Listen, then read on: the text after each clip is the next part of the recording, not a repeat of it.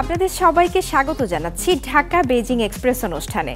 Channel 24 ও China media গ্রুপের এই যৌথ আয়োজনে থাকছে চীন ও বাংলাদেশের নানা খবর। এই বিশ্বে দুর্দান্ত গতিতে এগিয়ে চলা দেশ চীন। প্রযুক্তি ও সংস্কৃতিতে ক্রমাগত বিশ্ব দরবারে ছাপ ফেলছে দেশটি, দেখছে অভিন্ন এক ভবিষ্যতের স্বপ্ন। বাংলাদেশের সাথে চীনের বন্ধুত্বের পথ চলা 5 দশকের, দুই দেশের দ্বিপাক্ষিক সম্পর্কের নানা খাতে এগিয়ে চলার গল্প বলবো আমরা, তুলে ধরব সংস্কৃতির নানা দিক। দর্শক, পুরো আয়োজনে আপনাদের সাথে আছি আমি রাউজে জাবিদ ঐশী।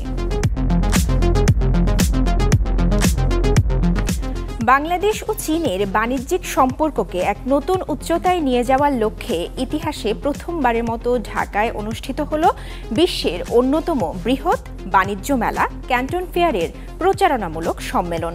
আসন্ন 138তম গ্রীষ্মকালীন সেশনের জন্য আয়োজিত বর্ণাঢ্য অনুষ্ঠানটি বৃহস্পতিবার রাজধানীর একটি 5 তারকা হোটেলে অনুষ্ঠিত হয়। এই আয়োজনের মূল উদ্দেশ্য ছিল বাংলাদেশি ব্যবসায়ী, উদ্যোক্তা ও আমদানিকারকদের চীনের ক্যান্টন ফেয়ারের সুযোগ সুবিধার সম্পর্কে অবহিত করা এবং অংশগ্রহণে উৎসাহিত করা। চীনের বিশাল বাজারে বাংলাদেশি পণ্য রপ্তানির নতুন দিগন্ত উন্মোচন, সেই সঙ্গে চীনা বিক্রেতাদের সাথে এদেশের ক্রেতাদের বাণিজ্য সম্মিলনের অপার সুযোগ এনে দেবে ক্যান্টন ফেয়ারের আসন্ন ইভেন্ট। এই লক্ষ্যকে সামনে রেখে প্রথমবারের মতো ঢাকায় অনুষ্ঠিত হল বিশ্বের অন্যতম বৃহৎ মেলা ক্যান্টন ফেয়ারের প্রচারণামূলক সম্মেলন। চীনা দূতাবাস ও চীনের ফরেন ট্রেড সেন্টার এবং Bangladesh China chamber of commerce and industries BCCCI ও বাংলাদেশ এক্সপোর্ট প্রমোশন ব্যুরোর আয়োজনে এই ইভেন্টে চীনের পক্ষ থেকে তুলে ধরা হয় ক্যান্টন ফেয়ারের বিশালতা এবং নানা সুযোগ সুবিধার কথা। আমি নিশ্চিত চায়না বাংলাদেশ অর্থনৈতিক ও বাণিজ্যিক সহযোগিতাকে গভীর করতে এক গুরুত্বপূর্ণ ভূমিকা রাখবে ক্যান্টন ফেয়ার। এই গ্লোবাল প্ল্যাটফর্মের মাধ্যমে বাংলাদেশের প্রতিষ্ঠানগুলো আরও বেশি বৈশ্বিক সরবরাহ শৃঙ্খলে যুক্ত হবে এবং আন্তর্জাতিক বাজারে প্রবেশের পথ বিস্তৃত হবে। বাংলাদেশ সরকারের পক্ষ থেকেও দেয়া হয় নীতিগত সমর্থনের আশ্বাস। BCCIর প্রশাসক ও বাণিজ্য মন্ত্রণালয়ের অতিরিক্ত সচিব নার্গিস মুর্শিদা BCCIর জন্য মেলা একটি স্টল বরাদ্দেরও অনুরোধ জানান। একই সুরে কথা বলেছেন রপ্তানি উন্নয়ন ব্যুরোর মহাপরিচালকও। এই মেলা যে কোনো দেশের অর্থনৈতিক সমৃদ্ধি, ক্রেতা আকর্ষণ, উদ্ভাবন, বৈশ্বিক বাণিজ্য ব্যবস্থার সাথে একীভূত কৌশলগত প্ল্যাটফর্ম। ক্যান্টন ফেয়ার একটা হিউজ অপরচুনিটি ফর বাংলাদেশ আমার কাছে মনে হয়, কারণ এখানে এত অপশনস আর সব নিউ ইনোভেটিভ আইডিয়াস এবং নিউ প্রোডাক্ট সব একসাথে ওখানে ডিসপ্লে হয়। It's very good opportunity for new কামার্স। At the same time তারা এত অর্গানাইজড যে আপনি ওখানে গিয়ে আসলে আপনাকে নতুন করে ভাবার কিছু নেই। সরকারি ও বেসরকারি খাতের এমন সমন্বিত আহ্বানে নতুন করে সম্ভাবনা দেখছেন দেশের শিল্পোদ্যোক্তারা। চায়না ফরেন ট্রেড সেন্টারের অপারেশন ডিরেক্টর সু চিয়াংশেং মেলার গুরুত্ব এবং সম্ভাবনার কথা তুলে ধরে এদেশের ব্যবসায়ীদের অংশগ্রহণের জন্য আহ্বান জানান তার বক্তৃতায়। বিশেষজ্ঞরা বলছেন এটি শুধু একটি মেলার প্রচারণা নয়, বরং চীনের বিশাল বাজারে বাংলাদেশি পণ্যের প্রবেশাধিকার বাড়ানোর একটি কৌশলগত পদক্ষেপ। সরকারি ও বেসরকারি খাতের এমন সমন্বিত উদ্যোগ কতটা সফল হবে তার উপরই নির্ভর করছে বাণিজ্য ঘাটতির কমানোর ভবিষ্যৎ। চীনের রাষ্ট্রীয় পরিষদের মালিকানাধীন সম্পদ তত্ত্বাবধান ও প্রশাসন কমিশন সম্প্রতি সিচাং স্বায়ত্তশাসিত অঞ্চলকে কেন্দ্র করে এক উল্লেখযোগ্য বিনিয়োগ পরিকল্পনার ঘোষণা দিয়েছে। লাসায় অনুষ্ঠিত এক সংবাদ সম্মেলনে জানানো হয়, সিচাংয়ের টেকসই উন্নয়ন ও স্থানীয় জনগণের জীবনমান উন্নত করতে ৭৫টি নতুন চুক্তি স্বাক্ষর করেছে। দীর্ঘমেয়াদে সিচাংয়ে অর্থনৈতিক স্থিতিশীলতা ও উচ্চমানের উন্নয়নের লক্ষ্যেই এই বহুমাত্রিক সহায়তা কার্যক্রম চালু করা হয়েছে। বেইজিং থেকে আরও জানাচ্ছেন খোং চিয়া প্রেমা। চীনের রাষ্ট্রীয় পরিষদের মালিকানাধীন সম্পদ তত্ত্বাবধান ও প্রশাসন কমিশন সম্প্রতি লাসায় আয়োজিত এক সংবাদ সম্মেলনে সিজাং স্বায়ত্তশাসিত অঞ্চলকে সমর্থনের বিনিয়োগ চুক্তি ঘোষণা করে। চীনা কেন্দ্রীয় উদ্যোগগুলো সিজাং স্বায়ত্তশাসিত অঞ্চলকে সমর্থন করতে এই সব বিনিয়োগ চুক্তি করেছে। স্থানীয় জনগণের জীবনযাত্রার মান উন্নত করার জন্য মোট ৩১৭.৫৪ বিলিয়ন yuan RMB বিনিয়োগে ৭৫টি নতুন বিনিয়োগ চুক্তি হয়েছে। কোনো উদ্যোগ কর্মসংস্থান সহায়তা, আর্থিক সহায়তা এবং ভোগ্যপণ্য ক্রয়ের সাথে জড়িত সহায়তা চুক্তিতেও স্বাক্ষর করেছে। নতুন স্বাক্ষরিত শিল্প প্রকল্প চুক্তিগুলোর আওতায় সিজাংয়ের জন্য সবচেয়ে বেশি প্রয়োজনীয় পরিষ্কার শক্তি, সবুজ খনি, বিদ্যুৎ সরবরাহ, টেলিযোগাযোগ এবং অবকাঠামো অন্তর্ভুক্ত হয়েছে। এই প্রকল্পগুলো নির্মাণের পর ১১,৪০০ জনেরও বেশি মানুষের কর্মসংস্থানের সুযোগ সৃষ্টি হবে বলে আশা করা হচ্ছে।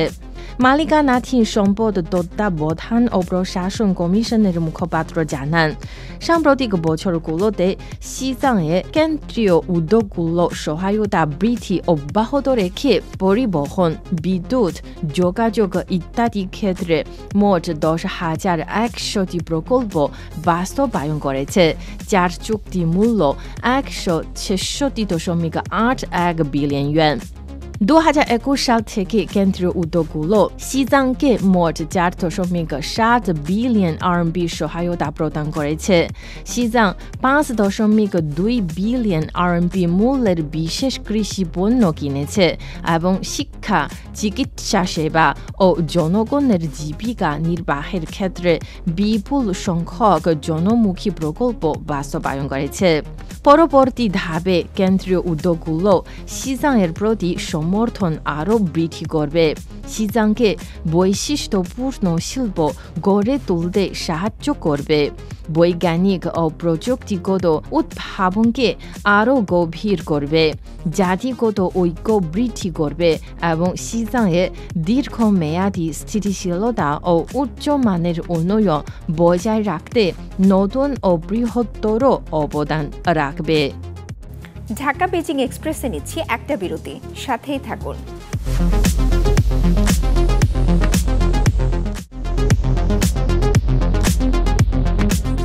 আমন্ত্রণ ঢাকা বেজিং এক্সপ্রেসে। চীনে বটগাছের নগরী খ্যাত ফুচৌ শহর, যেখানে গত কয়েক দশকে হয়েছে অভূতপূর্ব উন্নয়ন, অগ্রাহ্য করা হয়নি পরিবেশ ও ঐতিহ্যকে। পরিবেশ বান্ধব পরিকল্পনার কারণে এই শহর হয়ে উঠেছে সবুজ নগর উন্নয়নের মডেল। প্রতিবেদনে দেখে নিব ফুচৌতে কিভাবে পরিবেশের সংরক্ষণ ও আধুনিকতার ভারসাম্য বজায় রাখা হয়েছে। চীনের ফুজিয়ান প্রদেশের রাজধানী ফুচৌ শহর, যার নাম রংছেং বা বটগাছের নগরী। প্রায় ৯০০ বছর আগের এক স্মারক সিদ্ধান্ত বদলে দিয়েছে এই শহরের ভবিষ্যৎ। ওই সময় উত্তর সং রাজবংশের গভর্নর চাং পু ইউ ঘোষণা দেন, নগর সবুজ হোক, গ্রীষ্মে যেন ছাতা না লাগে। ফলস্বরূপ প্রতিটি পরিবারকে বটগাছ লাগাতে উৎসাহিত করা হয়। ধারণা করা হয় ফুচৌ ন্যাশনাল ফরেস্ট পার্কে থাকা সবচেয়ে পুরনো বটগাছটি চাং পু ইউ এর সময়ই লাগানো।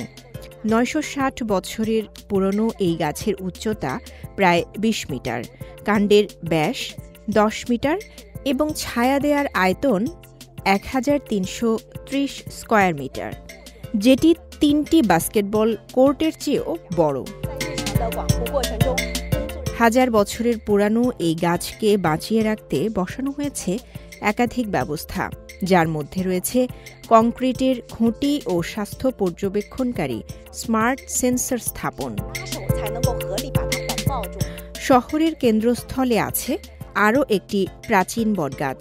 এই গাছটি বাঁচাতে সাবওয়ে স্টেশনের ডিজাইনই পরিবর্তন করা হয়েছে। বর্তমানে শহরের প্রধান সড়কের পাশে দাঁড়িয়ে আছে ১,৩০,০০০-এর বেশি গাছ, যার মধ্যে ৩০,০০০-এরও বেশি বটগাছ।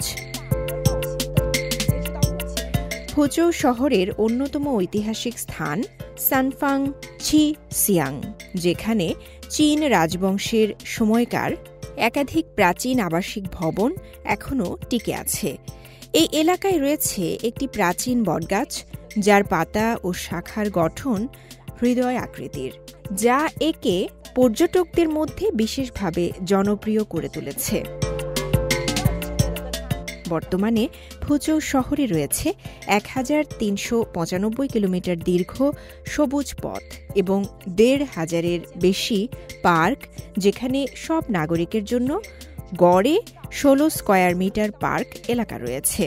শহরে প্রতিনিয়তই এই সবুজায়নের পরিমাণ বৃদ্ধি করা হচ্ছে। শুধু উন্নয়ন নয়, পরিবেশ ও ঐতিহ্য রক্ষার প্রতিও যে গুরুত্ব দেওয়া যায় তার অনন্য উদাহরণ ফুচৌ শহর।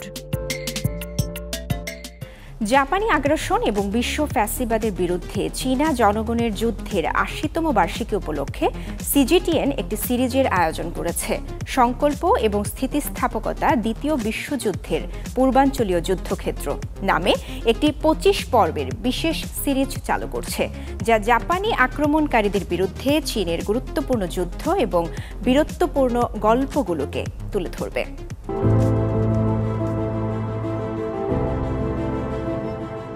উত্তর চীনের হুপি প্রদেশের গ্রেট ওয়ালের ওপর একটি কৌশলগত দুর্গ এবং ৯০ বছরেরও বেশি সময় আগে জাপানি আক্রমণকারীদের বিরুদ্ধে একটি বড় যুদ্ধের স্থান শিফেংখৌ। চীনা জাতির প্রতিরোধের অদম্য চেতনা নিয়ে সিজিটিএন একটি সিরিজ নিয়ে হাজির হচ্ছে। জাপানি আগ্রাসন এবং বিশ্ব ফ্যাসিবাদ বিরোধী যুদ্ধের বিরুদ্ধে চীনা জনগণের প্রতিরোধ যুদ্ধের ৮০তম বার্ষিকী উপলক্ষে সিজিটিএন এই সপ্তাহে সংকল্প এবং স্থিতিস্থাপকতা দ্বিতীয় বিশ্বযুদ্ধে পূর্বাঞ্চলীয় যুদ্ধক্ষেত্র নামে একটি ২৫ পর্বের বিশেষ সিরিজ চালু করছে, যা জাপানি আক্রমণকারীদের বিরুদ্ধে চীনের প্রতিরোধের গুরুত্বপূর্ণ যুদ্ধ এবং বীরত্বপূর্ণ গল্পগুলোকে তুলে ধরবে। এটি ফ্যাসিবাদের চূড়ান্ত পরাজয় এবং বিশ্ব শান্তি বজায় রাখার ক্ষেত্রে চীনের গুরুত্বপূর্ণ অবদান প্রকাশ করে। উত্তর চীনের হুপেই প্রদেশে অবস্থিত গ্রেট ওয়াল এখনও যুদ্ধের সেই চিহ্ন বহন করে। ১৯৩৩ সালে জাপানি বাহিনী চীনের উত্তর সীমান্তের প্রাচীরের প্রতিরক্ষা ভেঙে আক্রমণ করে এবং শিফেংখৌয়ে এক ভয়াবহ যুদ্ধ সংঘটিত হয়। যুদ্ধের সময় জাপানি কামান হামলার ক্ষতচিহ্নগুলি এখানে। সেই সময় শত্রু বিমান এবং কামান নিয়ে এই অঞ্চলে বোমা বর্ষণ করে, ইট এবং দেয়াল ধ্বংস করে গভীর চিহ্ন রেখে যায়।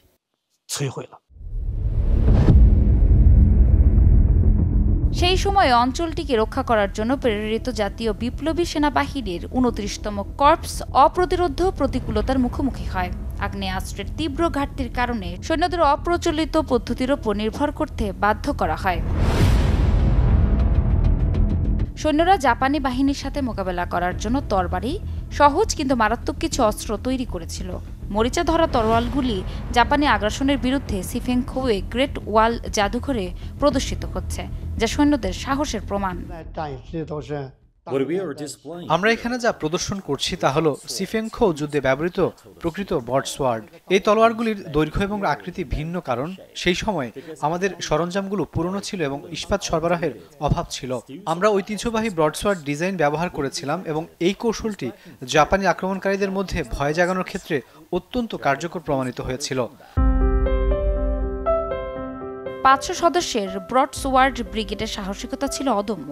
এই দলটি ১,০০০-এরও বেশি জাপানি সৈন্যকে হত্যা করে এবং ১৮টি কামান ধ্বংস করে, যা ১৯৩১ সালের ১৮ই সেপ্টেম্বরের ঘটনার পর চীনের প্রথম বড় বিজয়।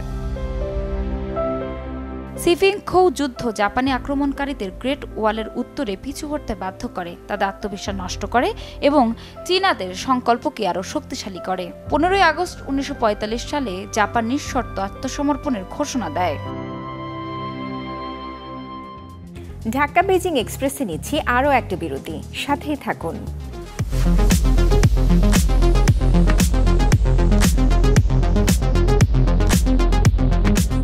আবারও আমন্ত্রণ ঢাকা বেজিং এক্সপ্রেসে। চীনের প্রযুক্তি খাতে আবারও এক যুগান্তকারী অগ্রগতি। মানবাকৃতির রোবট তৈরির শিল্পে এই বছরেই দেশটি বিনিয়োগ করেছে ১৫ বিলিয়ন ইউয়ানেরও বেশি। নতুন নতুন প্রযুক্তি উদ্ভাবন এবং ভবিষ্যতের দৌড়ে শীর্ষে ওঠার লক্ষ্যে দ্রুত গতিতে এগিয়ে চলেছে বেইজিং। প্রযুক্তির এই প্রতিযোগিতায় চীন ক্রমেই বিশ্ব নেতৃত্বের অবস্থান আরও সুদৃঢ় করছে।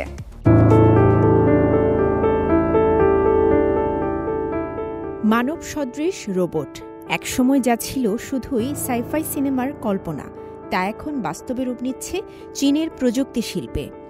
2025 সালের মাঝামাঝি সময়েই চীন এই খাতে বিনিয়োগ করেছে 15 বিলিয়ন ইউয়ান, যা প্রায় 2 বিলিয়ন মার্কিন ডলারের সমতুল্য। এর মধ্যে শুধু জুন মাসের পর থেকেই 10টিরও বেশি কোম্পানি সফলভাবে কোটি কোটি ইউয়ানের নতুন বিনিয়োগ চুক্তি সম্পন্ন করেছে।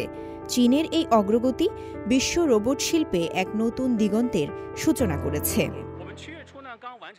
জুলাইয়ের শুরুতেই আমরা প্রায় 500 মিলিয়ন ইউয়ানের বিনিয়োগ পেয়েছি। এর বেশিরভাগই ব্যয় করা হচ্ছে মানবকৃত রোবটের গবেষণা, কোয়াড্রুপেড রোবটের উৎপাদন এবং দক্ষ কর্মী নিয়োগে। একের পর এক বেসরকারি বিনিয়োগের পাশাপাশি স্থানীয় সরকারগুলোও প্রযুক্তি খাতে গঠন করছে বিশেষ তহবিল। মানবাকৃতি রোবট শিল্পের অগ্রগতিকে আরও বেগবান করতে সরকারি বেসরকারি অংশীদারিত্বে গড়ে উঠছে নতুন নতুন ইন্ডাস্ট্রিয়াল জোন। এই সম্মিলিত প্রচেষ্টা চীনের প্রযুক্তি খাতে এক নতুন বিপ্লবের বার্তা দিচ্ছে। শুধু এবছরই কৃত্রিম বুদ্ধিমত্তা ও এমবেডেড ইন্টেলিজেন্স খাতে শতাধিক কোম্পানিতে বিনিয়োগ করা হয়েছে। এর 20% ছিল সরাসরি আমাদের পক্ষ থেকে, প্রায় 1 বিলিয়ন ইউয়ান।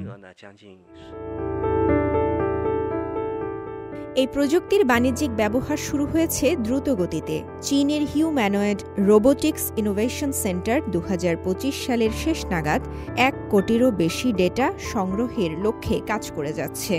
এই বছর এখন পর্যন্ত চীনে এই খাতে সম্পন্ন হয়েছে 108টি বিনিয়োগ ও ফাইন্যান্সিং রাউন্ড। একই সঙ্গে যুক্ত হয়েছে 41,000-এরও বেশি নতুন আবিষ্কারের পেটেন্ট, যা এই শিল্পের অগ্রগতিকে আরও গতিময় করে তুলছে।